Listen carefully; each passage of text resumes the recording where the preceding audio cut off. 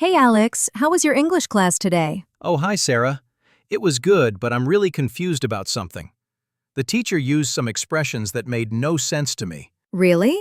What kind of expressions? I'd love to help you figure them out. Well, she said the test was going to be a piece of cake. But we weren't talking about food at all. We were talking about grammar. I was so confused. Oh, that's hilarious. A piece of cake doesn't actually mean cake. It's an expression that means something is very easy. Wait, what?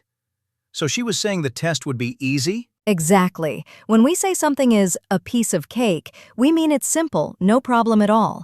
Like, don't worry about that math homework, it's a piece of cake. That's so weird. Why do you use cake to mean easy? Is there a reason? You know, I'm not really sure about the history, but I think it's because eating cake is pleasant and effortless. Nobody struggles to eat cake, right? I guess that makes sense. But how am I supposed to know these things? Are there more food expressions? Oh, there are tons. English is full of expressions that don't mean what they literally say. We have, "It's not my cup of tea," which means you don't like something. Cup of tea? Let me guess. It has nothing to do with tea. You're getting it. If I say, "Horror movies aren't my cup of tea," I mean, I don't enjoy horror movies. It's just not my preference. This is confusing but also kind of fascinating. What other expressions did your teacher use in class? Oh, she also said someone was pulling my leg. I looked around but nobody was touching anyone's leg. Huh, that's another great one. Pulling your leg means joking with you or teasing you in a friendly way. If someone tells you an unbelievable story and then says, "I'm just pulling your leg," they mean they were kidding. So if my friend tells me he won the lottery and then says he's pulling my leg, he's joking. Exactly. He didn't really win the lottery. He was just having fun with you. English is so strange sometimes. In my language, we say exactly what we mean. I know it seems weird, but these expressions make English more colorful and fun. Plus, understanding them helps you sound more natural when you speak. I can see that. But how do I learn all of these? There must be hundreds. There are, but you don't need to learn them all at once. Start with the most common ones that you hear in everyday conversations. What are some other common ones I should know? Well, break a leg is a popular one. If someone says break a leg before your presentation, don't worry, they're wishing you good luck. Break a leg means good luck? That sounds terrible. Why would you wish someone to break their leg? I know it sounds awful. It's actually a theater tradition. Actors believe that wishing someone good luck is bad luck, so they say the opposite. Theater people are superstitious. Okay, so break a leg means good luck. Got it. What else? Here's a useful one. Hit the books. It means to study hard. Hit the books? Like punch them? No punching involved.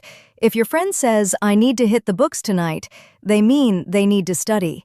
Maybe they have an exam coming up. So instead of saying, I need to study, I can say, I need to hit the books? Absolutely. It sounds more natural and casual. Native speakers use these expressions without even thinking about it. I'm starting to see the pattern.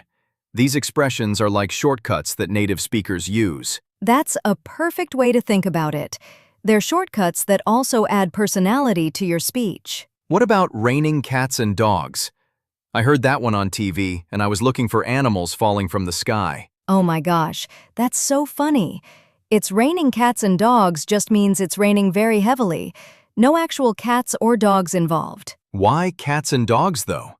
Why not elephants and giraffes? That's a great question. I think it's because the expression is very old, from when cats and dogs were the most common animals people knew. But honestly, nobody really knows for sure. These expressions have such interesting stories. Are there any that use body parts? Oh yes, keep an eye on something means to watch it carefully. Like, "Can you keep an eye on my bag while I go to the bathroom?" That makes more sense than the animal ones. Using your eye to watch something is logical. True. And give someone a hand means to help them. "Can you give me a hand with these boxes?" Using your hand to help, that's logical too. Are all the body part expressions logical? Most of them, but not all. Cost an arm and a leg means something is very expensive, but you don't actually lose body parts when you buy something expensive. Okay, that one's weird again. This car costs an arm and a leg means it's expensive? Exactly. You might say, I love that restaurant, but it costs an arm and a leg, meaning it's too expensive for regular visits. I'm getting the hang of this. These expressions are everywhere in English, aren't they? They really are.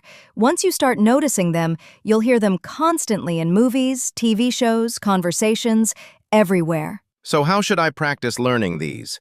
Just memorize them? I'd suggest learning them in context, like we're doing now. When you hear a new expression, ask what it means and try to understand the situation where it's used. That's good advice. Should I try using them right away? Start slowly. Pick one or two that you really understand and practice using them in the right situations. Don't try to use 10 new expressions in one conversation. That makes sense. I don't want to sound weird by using them incorrectly. Exactly. It's better to use a few expressions correctly than to use many expressions wrong. This has been so helpful, Sarah. I feel like I understand English culture a bit better now. I'm so glad.